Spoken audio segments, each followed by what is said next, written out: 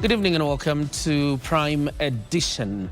Tonight, President William Ruto is talking tough regarding the kind of lawlessness that has been seen in the past 2 weeks. Obviously, dominated the by-elections that were conducted last week, and also part of it, of course, seen yesterday during a church service in Kariobangi. And the president says the government will not tolerate any other acts of lawlessness. We have details lined up for you. Welcome to Prime Edition. Here are tonight's highlights.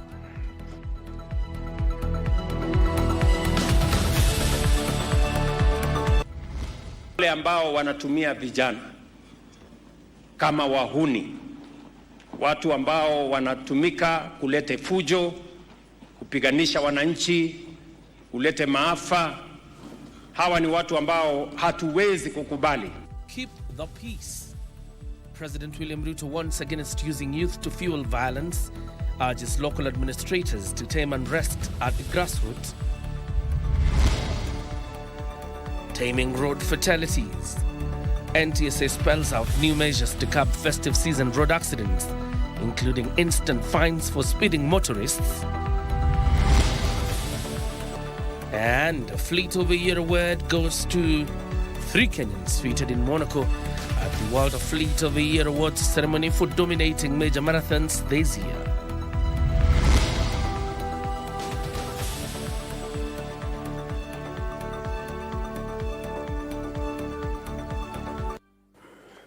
Anwangeshi is our sign language interpreter. My name is John Jacob Kiria. I'm standing in for Irene Mchuma and Tomboy. To start us off tonight, President William Ruto has warned politicians against using the youth to cause violence, saying his administration will not condone and tolerate such acts of lawlessness.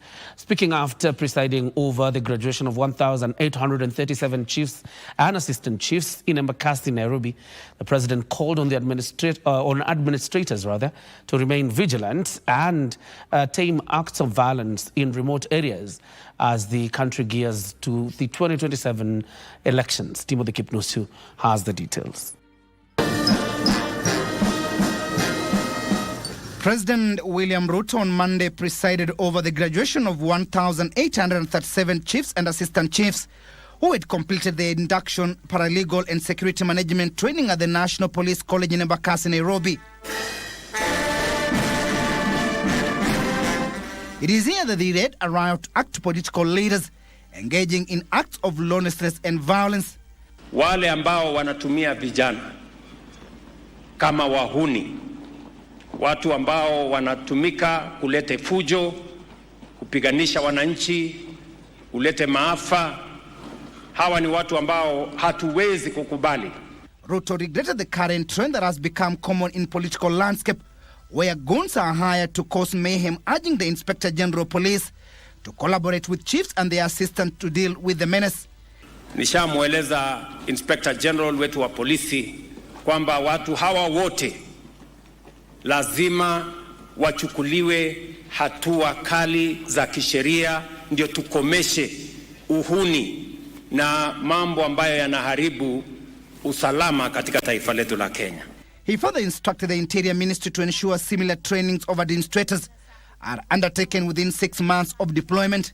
This training is being undertaken 10 years after the last one was undertaken, which is not quite right. My instructions to the ministry is that every officer, chief and assistant chief, including our other officers, as soon as they are hired, they should not stay for more than 6 months before they come for this training. He called on the local administrators to fight cattle rustling and drug abuse among the youth. Tunapoteza vijana wengi ambao wanaangaishwa na madawa ya kulevya na ulevi na mambo yale mengine yote ambayo yanasababisha hata uhalifu uendelee katika sehemu tofauti tofauti. Interior Cabinet Secretary Kipchumba Murkomen hailed the president for being the first head of state to preside over the event since independence. Hakuna rais mwingine tangu tuanze uhuru amekuja ku preside over graduation ya chiefs na assistant chiefs. This is historic, Your Excellency, na inaonyesha ya kwamba wewe unazingatia ile policy yako ya bottom up economic transformation agenda. He lauded the chiefs and their assistants for their role in promoting security, adding Jukwaa la Usalama initiative was one of the biggest achievements in security, with the chiefs being the key cornerstone. Nimekaa na hawa ma chiefs na assistant chiefs kwa mikutano 48 kwa Kenya mzima, Your Excellency, kusikiliza mambo yao na kupitia yale walisema. We briefed you when we finished every meeting in every county, we gave you a brief, Your Excellency, and in every step you have worked with us in the ministry and you have directed us on many of the things. The graduation was the third cohort, bringing the total number of chiefs and assistant chiefs trained since August 2025 to 5,892. And this training helps in sharpening the human resource capacity that has been lacking across several cadres of government and agencies within the country. Timothy Kipnusu for Prime Edition.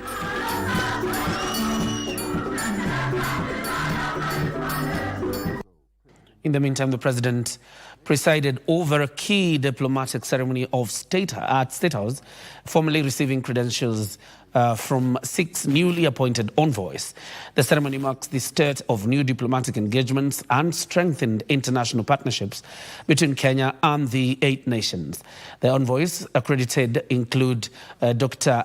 Adara Swaika of India, Dr. Vincencio Di Monaco of Italy, Veronica Garcia of Costa Rica, Paul Evans Aido of Ghana, and Gia of the country of Georgia. That is Macarenz of Georgia and Lili Stella Giemundong of Gabon. With their credentials formally received, the envoys now begin their tenure in Kenya, geared towards deepening bilateral relations and advancing shared priorities. South Africa remains a firm and unwavering friend of the American. Tunajifunza kutoka kwa kila mmoja. Tunatumia nguvu zetu kwa pamoja na kusaidiana kwenye udhaifu wetu, na tunafanya kazi kukamilisha malengo ya pamoja ndani ya mfumo unazingatia matokeo. I intend to collaborate and work together with relevant Kenyan departments and agencies, among other stakeholders, to bring together the business communities of the 2 countries to promote tourism and to also take advantage of AFTA to promote trade and investment. Gabon commends your recognized leadership in advancing the reform of African Union, particularly your effort to enhance the institutional effectiveness and financial autonomy of our continental organization. These priorities fully align with Gabon's vision for a stronger, more result-oriented African Union. I, William Samoei Ruto, President of the Republic of Kenya, by dint of Article 132(4)(b) of the Constitution of Kenya, do accept your letters of credence and authorize you, Your Excellency, to pursue the interests of your country within Kenya's territory.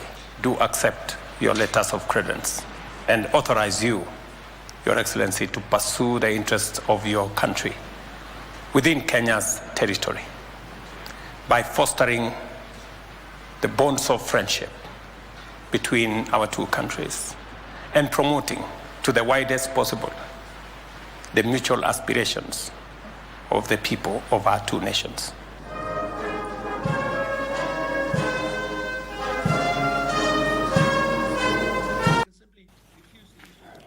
In the meantime, the head of public service, Felix Koskei, has urged ministries, state departments and agencies to submit timely, accurate financial statements, saying timely audits are crucial in improving service delivery and ensuring Parliament adopts audit reports within the required time bounds.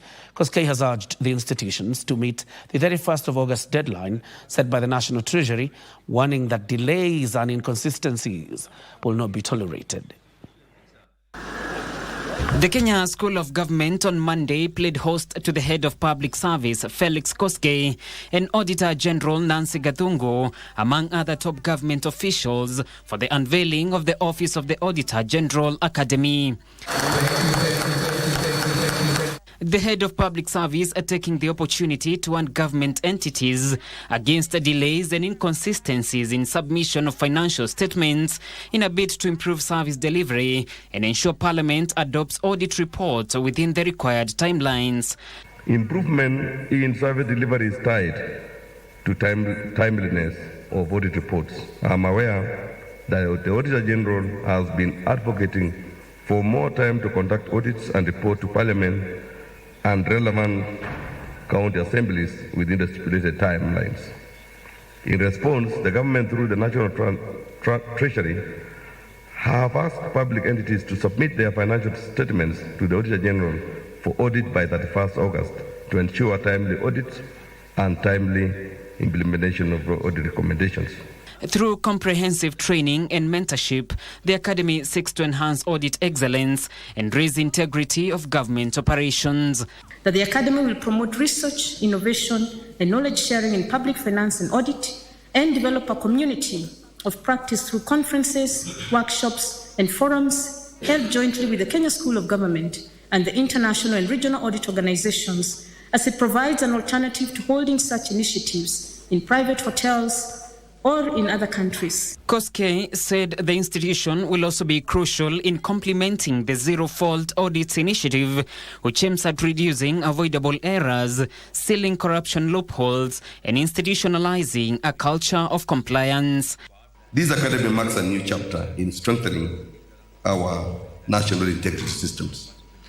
As we launch it today, I challenge the leadership and the trainers to ensure that every officer who passes through these gates lives better, more disciplined, more ethical, and more committed to protecting public resources.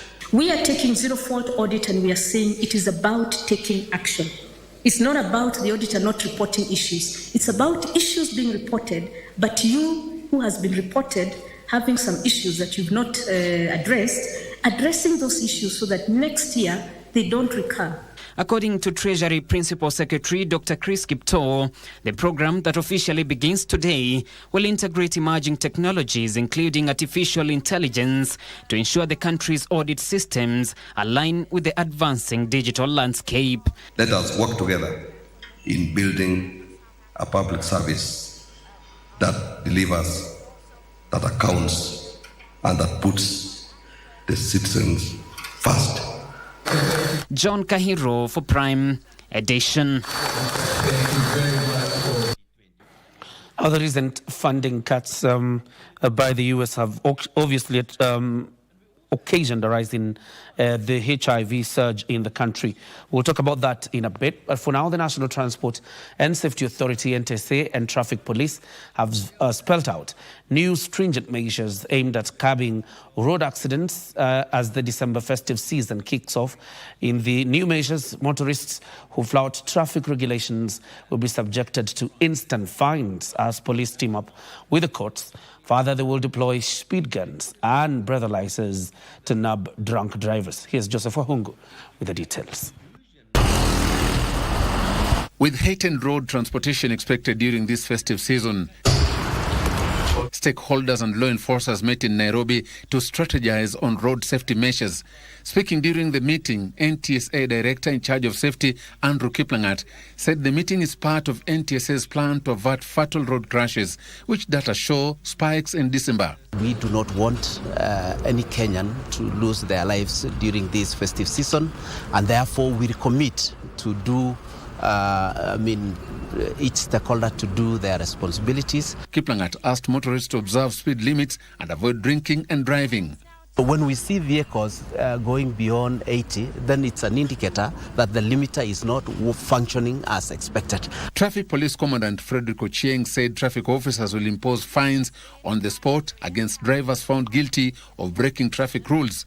And even this mobile court will reduce these complaints of bribery along the public roads, because you will be arrested and the court is there, and then you are sentenced and convicted there by there. He said police officers will be deployed on the roads around the clock. We have come to the observation that most of the traffic accidents occur during night hours, and that is we are now turning the table to work more at night, so that we curb these traffic accidents that do occur during night hours. David Kiria, the Road Safety Association of Kenya chairman, declared the number of fatalities owing to road accidents this year that stand at more than 5,000. This to be the last meeting. When we come next meeting, we want to see this number down. We have taken over to make sure that all these trucks go for inspection. Every accident in Kenya, and a truck is involved.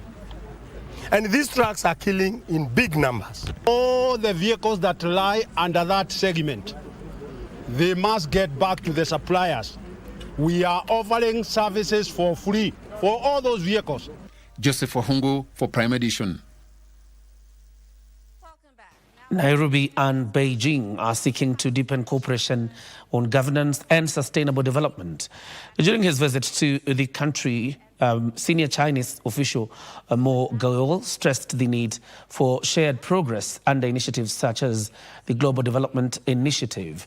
Kenyan leaders also reaffirmed their commitment to governance partnerships with ICT and Digital Economy CS William Kabogo, noting that such collaboration support national development.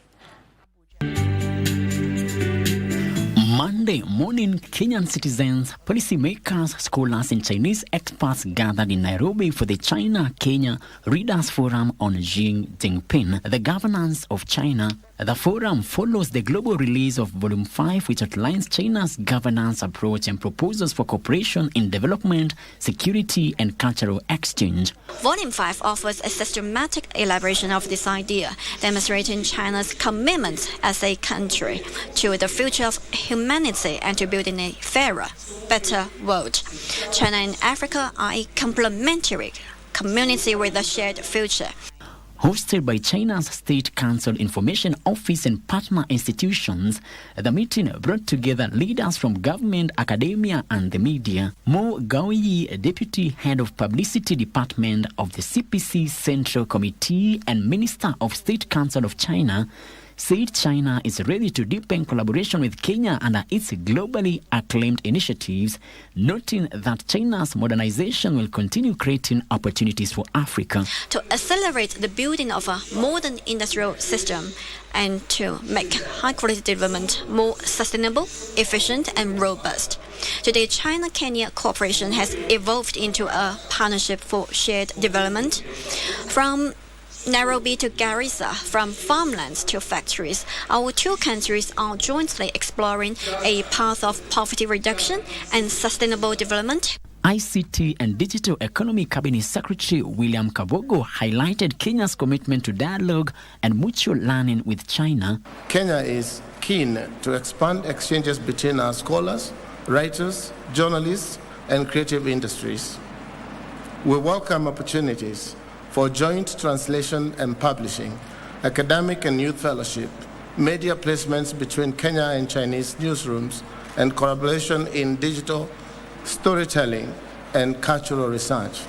These exchanges build mutual understanding and allow our young people to appreciate the richness of each other's cultures. On her part, Chinese ambassador to Kenya, Guo Haiyan, said global partnerships help in strengthening institutions and improve service delivery. Shared future is central to Xi Jinping's thought on democracy. In 2023, at the Central Conference on Foreign Affairs, President Xi Jinping elaborated its full theoretical framework, now included in Volume 5. The forum also discussed cooperation in infrastructure, rural development, and vocational training. Time for us to take our first breather right here on Prime Edition. Don't go too far. We're coming back with more news, including business and sports.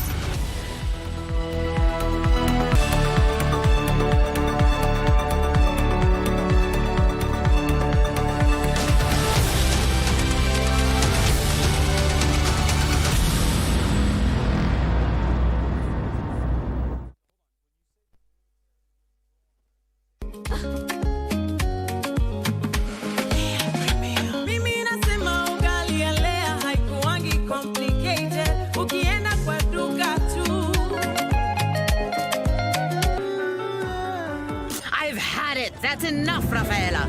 I have no reason to put up with a maid like you, who's forever preaching at me morning, noon, and night. Tell me what happened, Lucia. I don't know how it happened out, but the door on her side of the car opened, and Nora fell out of the car. Where is she?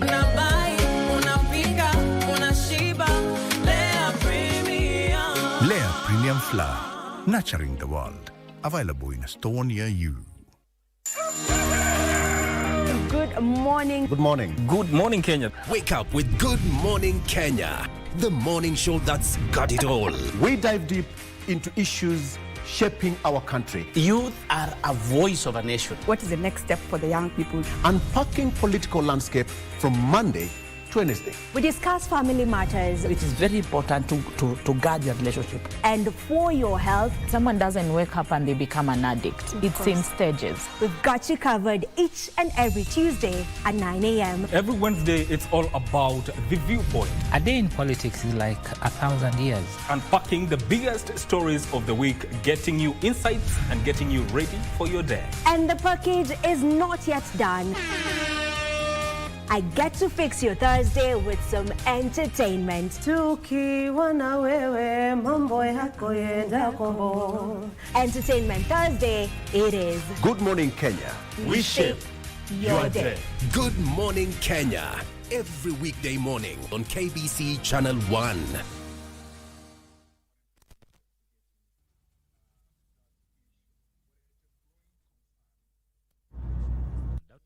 Welcome back. You're watching Prime Edition. Now, Akorino youths from 11 counties across the country converged in Dagoretti town in Kikuyu for a special convention aimed at showcasing talent and promoting their unique abilities beyond their religion, or rather beyond their religious identity. The event brought together artists, dancers, and innovators who displayed their talents and at the same time to shake off what they termed as the religious conservatism tug.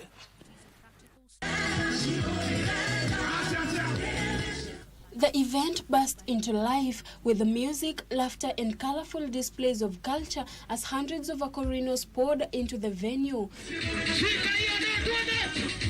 Energy rippled through the crowd as youth groups danced to upbeat gospel mixes and traditional tunes, turning the celebration into a vibrant festival. Organizers say the festival reflected a powerful shift, proving that Akorino youth are ready to shine in talent, innovation, and national development. Tulikuwa tumekusanisha Wakorino wote wa kaunti 11 na tulikuwa tunasherekea tukitafuta Miss and Mr. Akorino.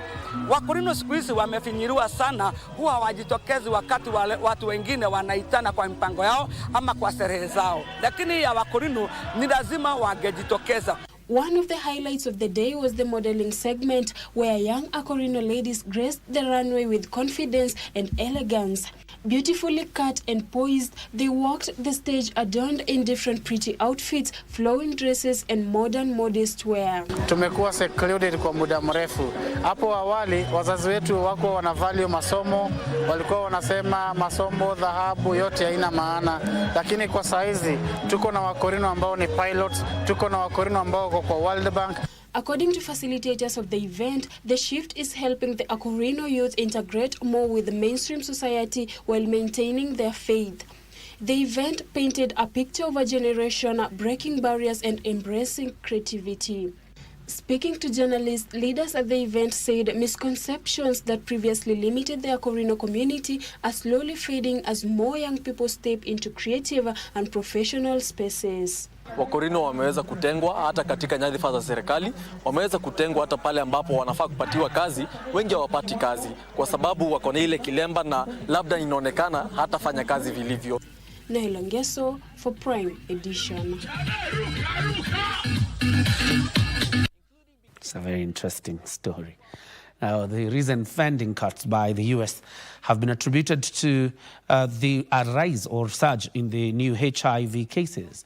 According to the Kenya National Bureau of Statistics, the donor funding for the HIV program has slowed down the progress in scaling down the disease. This revelation came as Kenya joined the globe in marking the World AIDS Day, where it emerged that the bulk of Kenyans with new infections are in the age of 18 to 35 years.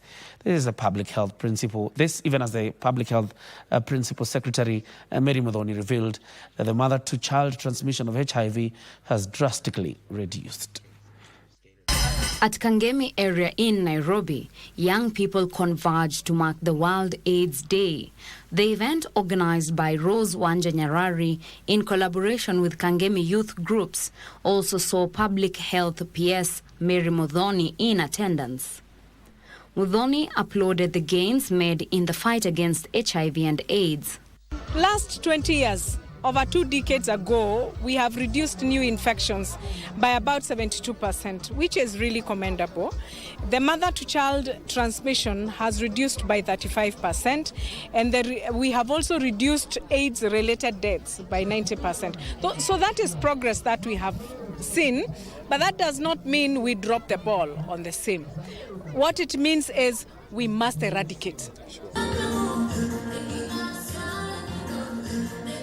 In AIC Kajiado Child Care Center, children rescued from female genital mutilation, early marriages, gender-based violence, and children with disabilities gathered for celebrations of World AIDS Day.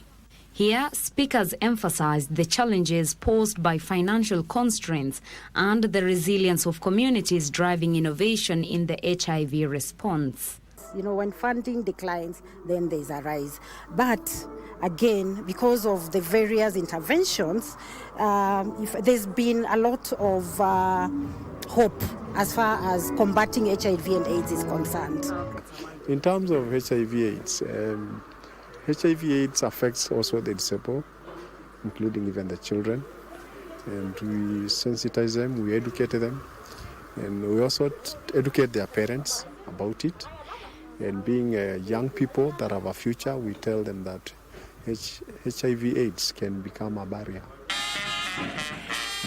The same message resonated in Kakamega, where the national government was urged to allocate funds in its budget to support people with HIV following the withdrawal of international donor funding.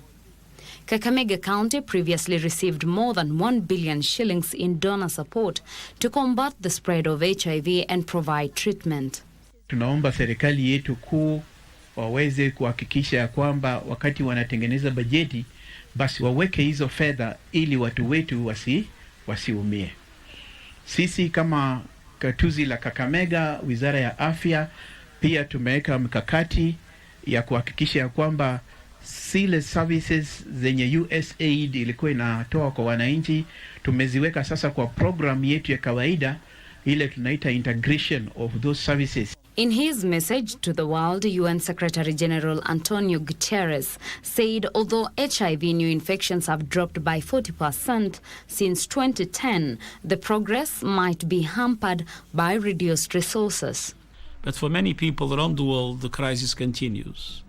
Millions still lack access to HIV prevention and treatment services because of who they are, where they live, or the stigma they endure. Meanwhile, reduced resources and services are putting lives at risk and threatening hard-won gains. This year's theme is Overcoming Disruption, Transforming the AIDS Response. As the world joins in on celebrating World AIDS Day, the stakeholders have noted that it is important to sensitize the young generation on HIV and AIDS. For KBC Channel 1 from Kajiado County, I am Teresa Mutai. Now let's talk about this. What is here in front of me? Gospel TV Show of the Year. KBC's sister TV station Y254 Gospel Show. JC Sako won the Gospel TV Show of the Year during this year's Tukuza Award ceremony, cementing its place in Kenya's gospel media landscape. The flagship gospel program on the Youth TV had gained a reputation of uplifting worship, inspiring testimonies, and a strong viewer engagement. And they got this. Gospel artists, dance groups, inspirational ministers and top TV show hosts and production crews converge at the Kenyatta International Convention Center for the second edition of Tukuza Awards. The awards honored outstanding gospel arts, and among the audience were the Y254 team, who had a moment in the spotlight as the best gospel TV show. The crew, led by producer Jeffries Nyongesa and director George, host Miriam Ondaga and DJ Andy C, expressed their joy for scooping the award for the first time amid thunderous applause from the crowd. Tunawashukuru sana, and also tunashukuru timu nzima. Thank you so much for this award. We appreciate it. Now tunasema JC Sako is the home for talent. The show had been nominated among the top contenders for the Gospel TV Show category.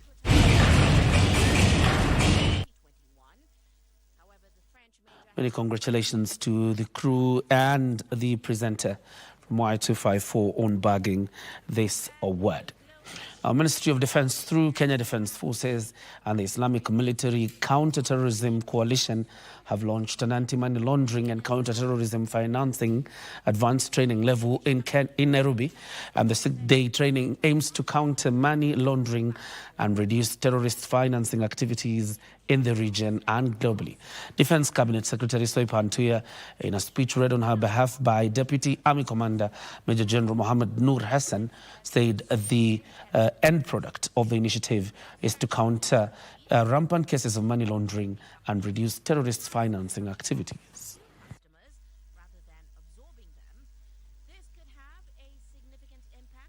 Neutralizing this financial oxygen is therefore a strategic line of operation. The fight against terror financing requires an intelligence-driven, multi-agency and multinational approach anchored on shared knowledge, coordination, coordinated action, and technical proficiency.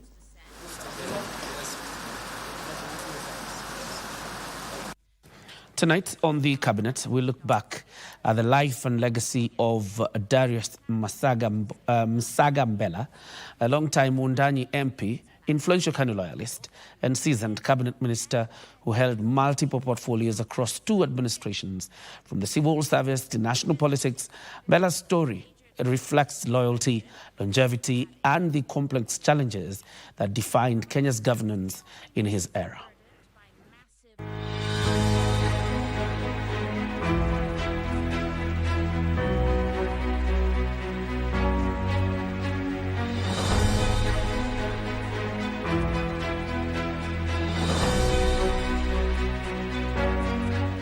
Darius Mbela was born on 26 August 1940 in Weruga in Taita Taveta district and attended a local primary school before heading to Alliance High School.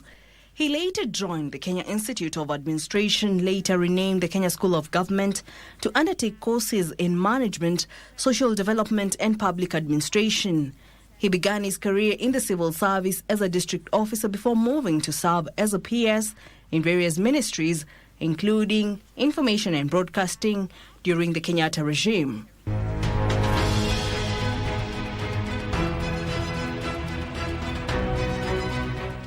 Other reports indicate that he was a chemical engineer who once worked as a senior manager of Kobil Oil. He made a mark as a choral composer, singer and conductor. With the St. Stephen's Church Choir, he was reportedly involved in the composition of the dirges that were sung during Kenyatta's funeral in 1978. He was, at the time, a permanent secretary. In 1983, Mbela resigned as general manager of the Kenyatta Cashew Nut Company to contest the Wundanyi parliamentary seat. He lost in the 1983 general election.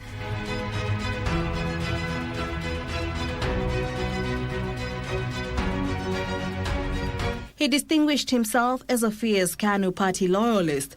He served in many outstanding ministerial dockets during his 14 years in Parliament, as Wundanyi legislator and earlier as a key technocrat in the Jomo Kenyatta and the Daniel Arap Moi regimes. 4 years later, in October 1987, he was appointed to the board of Kenyatta National Hospital.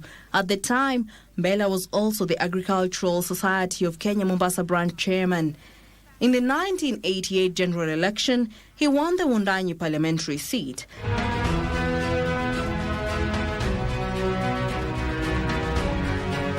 He was immediately appointed Assistant Minister for Energy. He retained the seat in the 1992 and 1997 elections. By the time he lost the seat to newcomers in Wundanyi and left politics in 2002,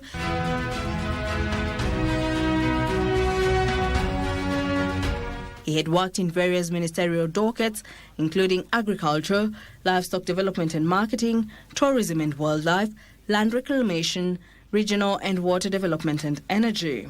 But what singularly defines Mbela's role in national politics was his tenure at the Ministry of Lands and Housing. Unfortunately, he is most known not for what he did at the ministry, but for what he did not manage to do. He failed to address Kenya's quota problem, especially in Coast Province. Mbela was moved to the Ministry of Land Reclamation, Regional and Water Development in January 1993. He remained there for only 2 years before his appointment to the Ministry of Energy in May 1995. He stayed only a year in this ministry, moving to the Ministry of Tourism the following year.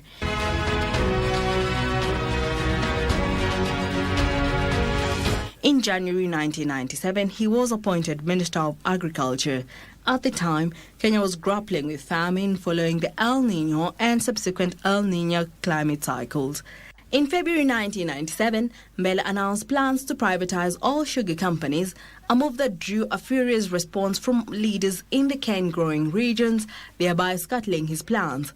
Exactly a year after the appointment, he was sacked without explanation. Mbela passed away on 6 October 2007. Jackie Wambiru, The Cabinet.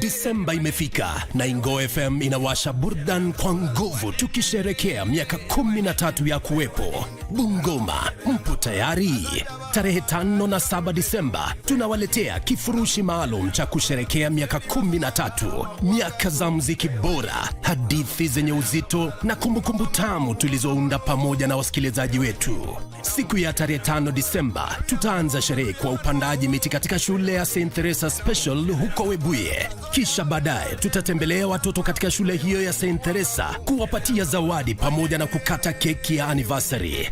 Jioni kutakuwa na burdan kubwa katika Olukulu Resort, yani Ingo Night kule Matulo Webuye. Kutakuwa na upete wa Musungu, Bungoma Band na wasanii mahiri kutoka Uluyani pamoja na watangazaji wako wa Ingo FM kwa burdan tosha na vibes kali. Tarehe 7 Disemba tutaendeleza shukrani zetu kupitia ibada ya kanisani katika Misiku PAG Church. Mwambie rafiki na endelea kusikiliza kwa sababu Disemba hii Ingo FM ni kituo chako cha sherehe na furaha. Ingo FM, miaka 13 ya burdan halisi. In a world where news is ever changing, staying informed is more important than ever. Join us every week on News Check, your go-to show for the latest in current affairs, breaking news and in-depth analysis. A warm welcome to KBC News Check. From politics to global events, we bring you content that matter to you. We're not just speaking about the governance and how we want to see it, but want to actually participate. Get your facts, hear from the experts, and really understand what is happening around you. We need to change our system first. You have to do the impossible to make sure the message is home. Stay ahead, stay informed, stay engaged. Will these people, everybody agree? Just listen to me. Let's give him a chance to clear the air. Catch News Check every Tuesday and Wednesday from 10 a.m. to 12 noon. Only on KBC Channel 1.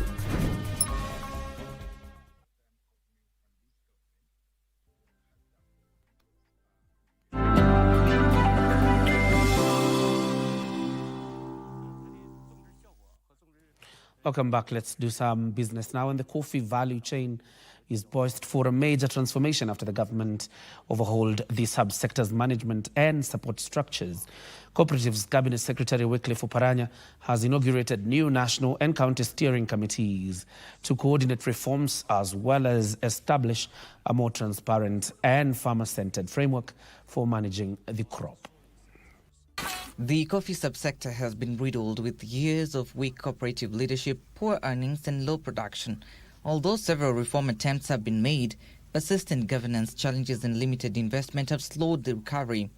It is against this backdrop that the government has established the new committees to fast-track interventions aimed at restoring farmer confidence and reviving the sector. We have decided that we look at the entire value chain of coffee. Starting from seedlings, we want to empower CRI to get more money so that they can produce more seedlings. In the third year, we have a production of 50 million seedlings per year. And that will be able to sustain this particular sector. So sector to realize meaningful transformation, resources, technical support, and reform efforts must flow in alignment with the devolved mandates, ensuring that solutions are tailored to local contexts and farmer needs. The program is designed to address long-standing barriers such as delayed payments, mismanagement in some societies, and outdated processing facilities. We are training 2 experts to do extension services to really support what you are doing. 2 in everywhere, you can imagine. Then you ask yourself, what is the county staffing matters cooperative? The government has no any other interest apart from making sure that the farmer gets what is due to her or what is due to him. The National Steering Committee will provide policy oversight, mobilize resources and coordinate with development partners to support the subsector. On the other hand, county steering committees will work directly with cooperative societies to implement reforms and facilitate expanding farmer training. Trevor Ngendo for Prime Edition. And an investor is setting up a value addition facility at the Galana Kulalu food security project to increase agricultural production. A Nyumba Group has invested 6 billion shillings in agro-processing facilities and infrastructure to support year-round farming of cash crops. The government entered into a 12.5 billion shillings deal with Selu Limited to start maize cultivation on 20,000 acres food security project with a month ago. And built a 17-kilometer canal to start commercial cultivation of cassava, tomatoes and sugarcane. We have our irrigation system here, canals and dams, which we use by gravity feed to get the water where we require it for irrigation. Then we do our center pivot irrigation basically from solar, and some is running from diesel because there's no electricity available in this region. We have done several other application infrastructure. We have pipe networks. We have the sprinklers, that is the center pivots. We have done a road network for the farm. Nyumba Group is setting up processing facilities to support value addition of agricultural produce grown at the Galana Kulalu Food Security Project. Start first for the one we have planted, the cassava. It's an annual crop.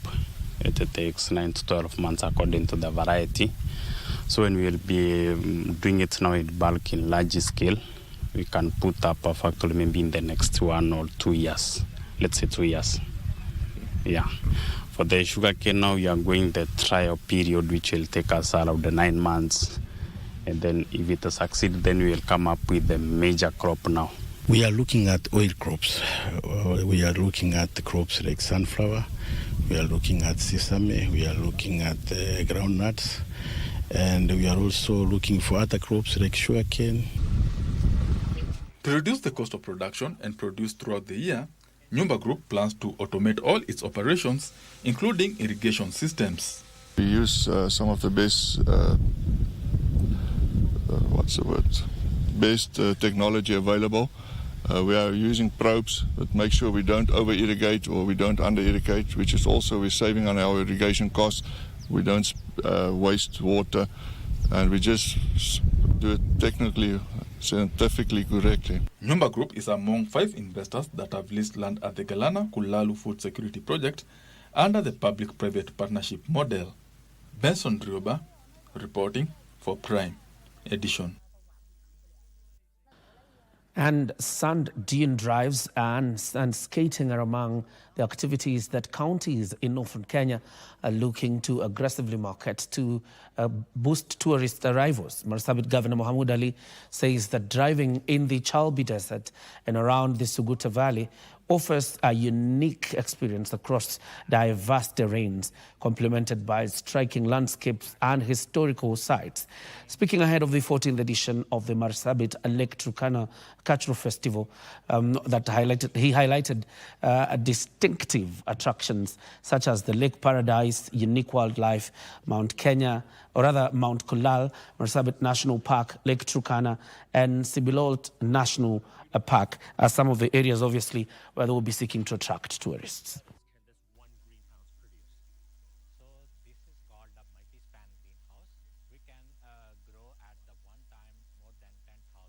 We have been able to attract a lot of tourism, and as you will discover, for those who will manage to visit, we have a lot of international tourists who tour Marsabit, because we have the Kubifora, which is a very important attraction center in Ileret, where the most ancient remains of humankind were found, to celebrate with us our cultural festival that is going to take place in Marsabit, in Loyangalani town, at the shores of Lake Turkana, from the 3rd to the 7th of December 2025.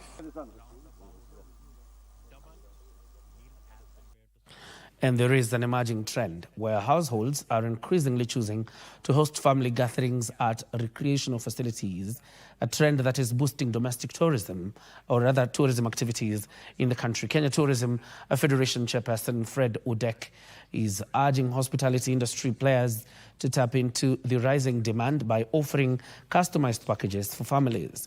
Speaking during the annual tree lighting ceremony at Emara Ole Sereni Hotel, Udek noted that families are placing greater emphasis on togetherness and strengthening bonds, factors that have been driving up domestic tourism numbers. Christmas period is actually a family time, and as a country, we need to embrace that festive period to ensure that families are brought together. People travel from very far to come and join family, and that's a product that the country needs to embrace. It is the beginning of the festive season, so we mark it with the lighting of the Christmas tree.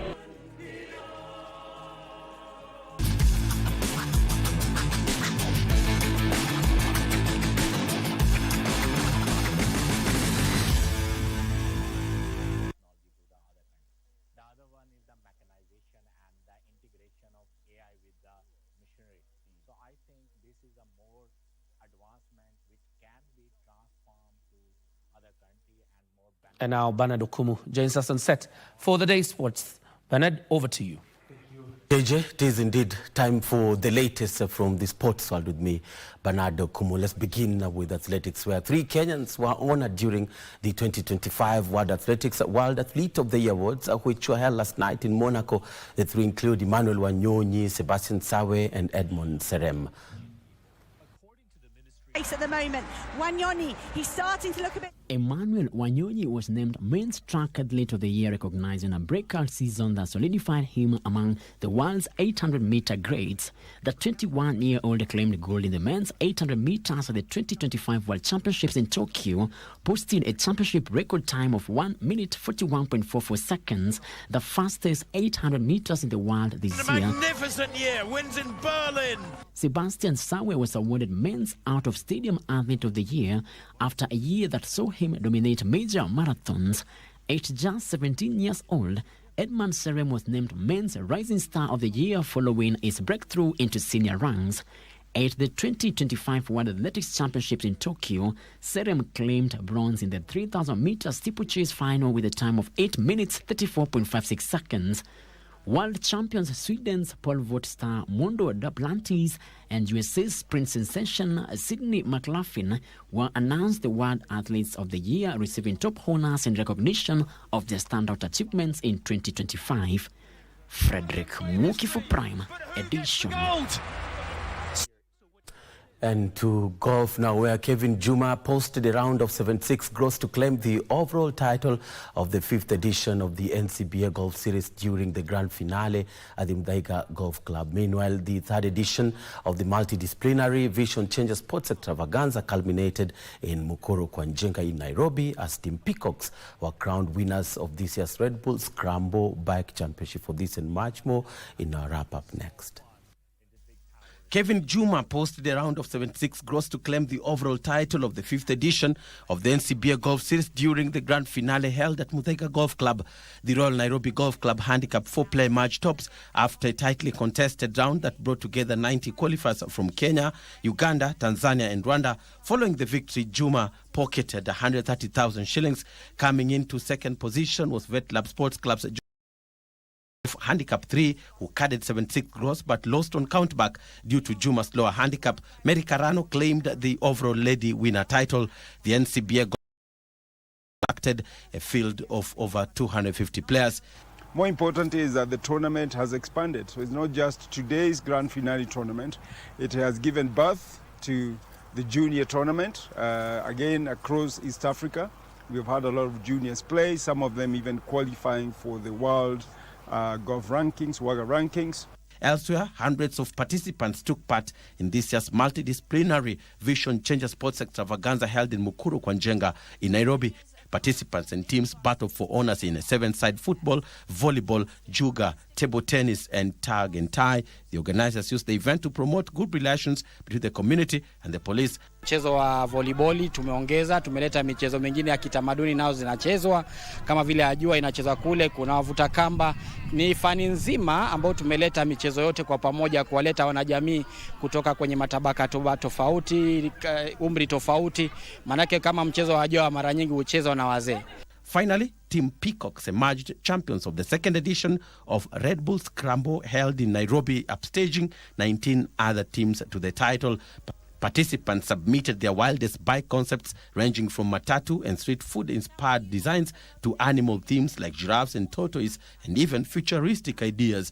14 seconds, they've already hit the water. That's a fast one. Judges assessed the teams based on creativity of the designs, a 1-minute performance kit, and a timed race. Just being part of the judges, for me that was a humbling experience, and just to see how teams really wanted this, and the way they put in their efforts for me was something. And of course the crowds, they came in large numbers, and I was excited. And I've really had a lot of fun being part of the judging crew and seeing everyone putting in all their talents in creating their bikes and everything. I can say it was a really good show.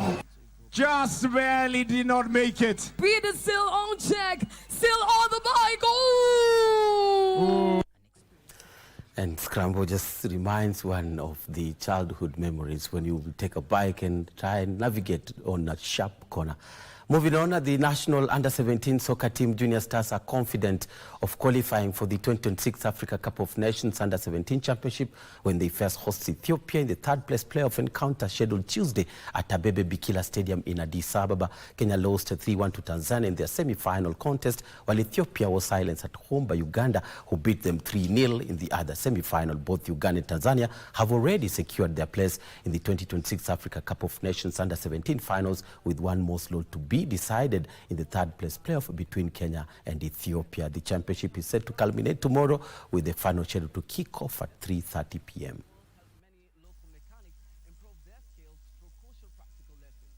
The team is on, and we all have one goal from the first time we came in this tournament. Our aim was to qualify for the AFCON, and we believe as a team, we believe as a players, as much as we didn't book that ticket in the finals, we still have a chance to make it tomorrow through third playoffs. So for us, we are up, the team is on, and it will be a good fight tomorrow. It's a big motivation from the boys on the technical bench. Yeah, we played them in the group stages, and it was a good fight from the boys. Yeah, considering when we were playing them in the group stages, we didn't have most of our past players, but we've talked to the boys. The boys have talked to themselves, and we believe that coming tomorrow, any player that will be given a chance to participate in the third playoffs, he'll has to give his best for us to qualify.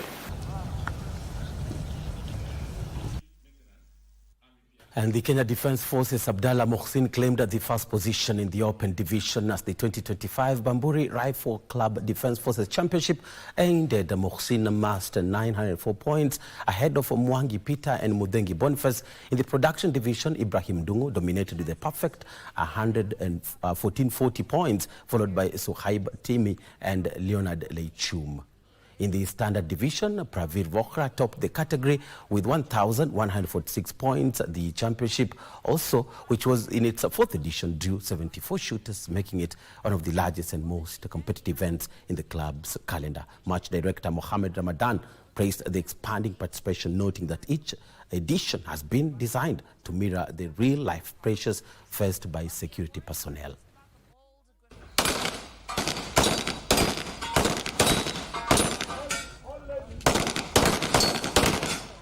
This is the fourth edition of the DF Shoot, and we are happy to host our disciplined forces brothers and sisters for this occasion. We are happy the team is growing and the competition is growing, and we keep on making it tougher so that it reflects on the day-to-day activity of our officers. The theme behind this game is first we are trying to sharpen up our skills, mostly for the as defense shoots, whereby if we go outside, we are able to not miss our targets and everything.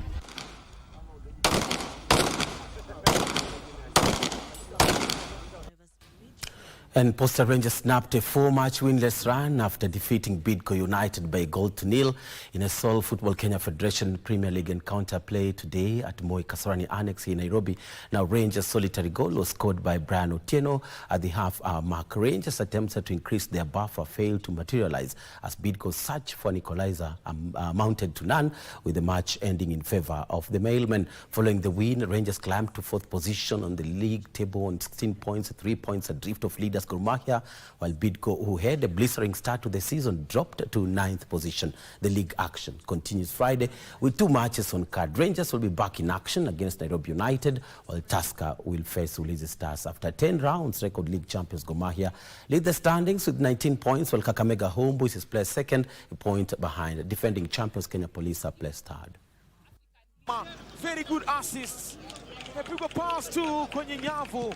Ese Muria soft boy hakuwa na uwezo kuweza kuizuia pasi iliyopigwa kwenye nyavu yake ambaye anaifunga hapa Brano Tieno Chonjo. Wamelipika dana naye kama ulipigwa mrefu, akaicheza na kichwa tu Brian Yahama. Very good assist.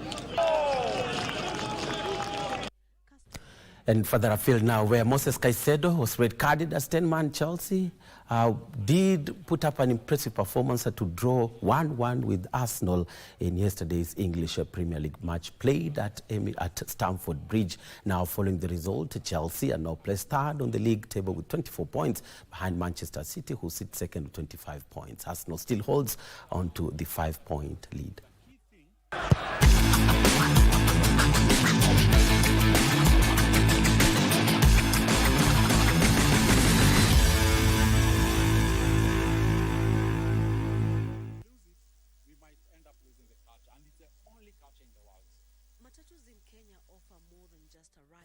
Well, and that's all the time we had for you from the sports desk. Thanks you so much for watching. I'm Bernardo Kumu. Back to JJ. Thank you very much, Bernardo Kumu, for the sports. What you just didn't mention is that those Arsenal guys survived by their tails last night. But then again, it's the beauty of football. Is that we put a cap on Prime Edition. Thank you very much for joining us. God bless you. Have a wonderful night. We'll see you tomorrow.